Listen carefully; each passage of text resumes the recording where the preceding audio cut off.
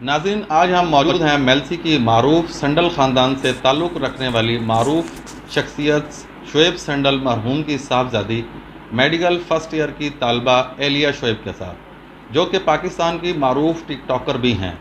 گزشتہ روز ان کی social media پر ایک پیغام پر مبنی ویڈیو وائرل ہوئی، جس میں یہ الزام لگاتی ہیں کہ ان کے والد کی وفات کے بعد ان کے حقیقی چچا اور سوتیلے بھائی اور دیگر عزیز و اقارب ان کی وراثتی زمین پر قبضہ کیے ہوئے ہیں اور ان کی زمین سے دستبرداری کے لیے مختلف طریقوں سے ڈرایا دھمکایا جا رہا ہے۔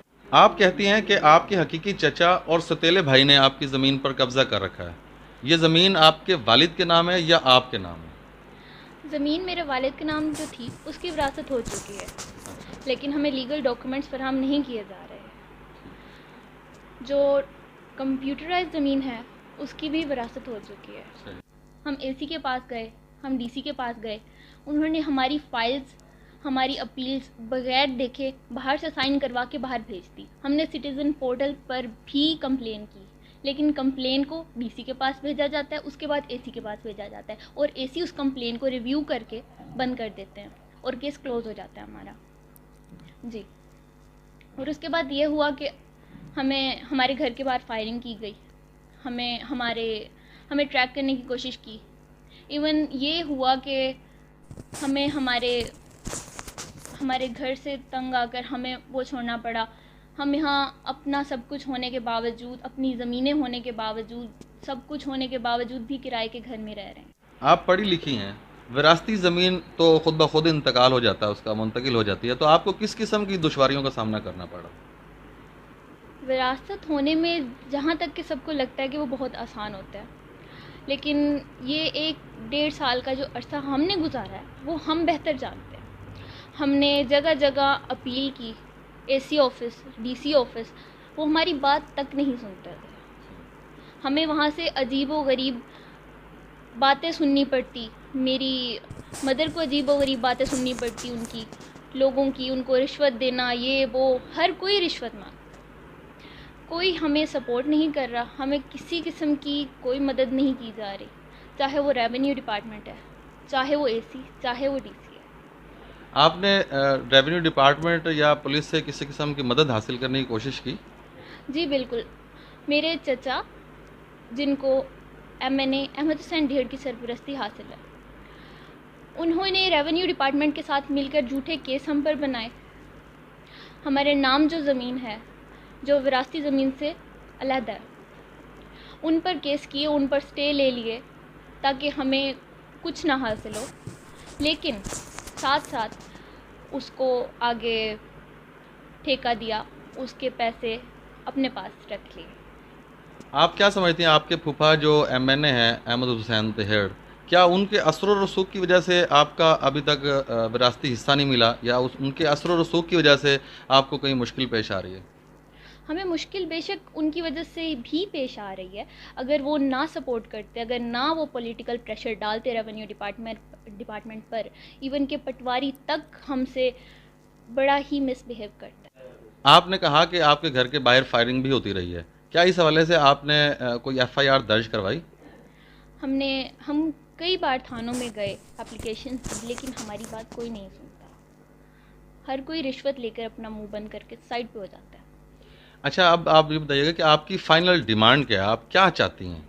میری ڈیمانڈ صرف اور صرف یہی ہے کہ ہمیں ہمارا حق دے دیا جائے، ہماری جتنی زمین بنتی ہے ہمیں وہ دے دی جائے، ہمیں اس کا قبضہ دے دیا جائے، ہمیں اس کے لیگل ڈاکومنٹس تو فراہم کر دیے جائیں۔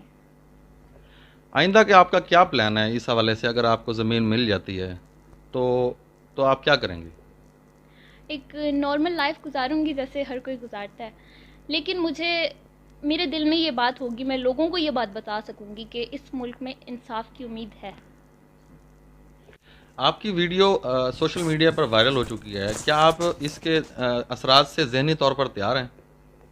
جی بالکل، اس کے اثرات میری زندگی پر، میری فیملی پر بہت زیادہ ہیں، جیسے کہ میں اپنی اسٹڈی پر فوکس نہیں کر پا رہی، بالکل، اور ان فیوچر مجھے بہت سارے اس سے میرے فیوچر کو تھوڑا، آپ جانتے ہیں جیسے کہ اگر کسی کی لائف آ جاتی ہے سوشل میڈیا پر، تو بعد میں جب لوگ ان کو دیکھتے ہیں تو لوگ اپنے پوائنٹ آف ویو سے ان سے بات کرتے ہیں، اپنے پوائنٹ آف ویو سے ان کو یا کچھ کہہ دیتے ہیں، یا لوگوں کو سچویشن کا پتہ نہیں ہوتا. جیسے کہ ابھی بھی بہت سارے لوگ مجھے یہ کہہ رہے ہیں کہ کیا پتہ آپ فیم کے لیے اس طرح کر رہی ہو، کہ کیا پتہ آپ ان کو ڈیفیم کرنے کے لیے اس طرح کر رہی ہو. جبکہ مجھے اس سب کی کوئی ضرورت نہیں. میں صرف یہی اپیل کرتی ہوں کہ مجھے میرا حق دے دیا جائے، ہم لوگ چپ کر کے سائڈ پر ہو جائیں گے.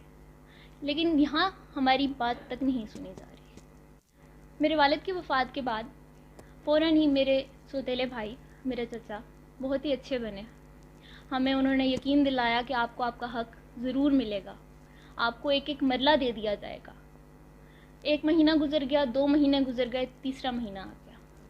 میرے چچا نے ہمیں کہا کہ ہمیں حساب دے دو، جو تمہارے والد کی وفات پر خرچہ ہوا ہے، جو ہم لوگوں نے جمعراتیں کی ہیں، ہمیں ان کے پیسے دے دو. تم لوگ جاؤ سائٹ پر، تم لوگوں کی کوئی زمین نہیں ہے. ہمیں یہاں تک کہہ دیا گیا. اور پھر جب ہم نے ان کو کہا کہ ہم لوگ کیس کر دیں گے، تو انہوں نے ہماری زمین پر سٹے لے لیا. سٹے لینے کے باوجود بھی وہ ہم سے کانٹیکٹ میں رہے، اور انہوں نے ہمیں کہا کہ ہم کر دیں گے کچھ مہینے تک، 1 مہینے تک کر دیں گے، 2 مہینے تک کر دیں گے، اس سے بات کر لیں، آج یہ مسئلہ ہے، کل یہ مسئلہ ہے، ٹھیک ہے. لیکن اس کے بعد جب ہم نے تنگ آ کر، جب ہمیں کوئی خرچہ نہیں دیا جا رہا تھا، ہمیں ہماری زمین کا حساب نہیں دیا جا رہا تھا، ہمیں اس کا قبضہ نہیں دیا جا رہا تھا، تب ہم نے تنگ آ کر عدالت میں ایک کیس کیا. اس کیس کے بدلے میں انہوں نے ہمیں دھمکیاں دی، ہمیں سنگین نتائج کی دھمکیاں دی جاتی ہیں، اور کہا کہ اگر آپ لوگوں نے اس کو مزید کنٹینیو کیا، یا مزید کوئی سٹے لیا، یا مزید اپنا حق مانگا، تو آپ کو کسی نہ کسی سنگین نتائج کا سامنا کرنا پڑے گا. اس کے بعد یہ ہوا کہ ہم دفتروں کے چکر لگاتے رہے. ہم اے سی کے پاس گئے، ہم نے ان سے ریکویسٹ کی کہ ہمارا یہ کام کر دیا جائے اور جلد از جلد کر دیا جائے. میرا یہ مطالبہ ہے کہ ہمیں انصاف دیا جائے، ہمیں ہمارا حق دے دیا جائے. میرا وزیر اعظم پاکستان عمران خان صاحب، عثمان بزدار صاحب سے یہی مطالبہ ہے کہ ہمیں انصاف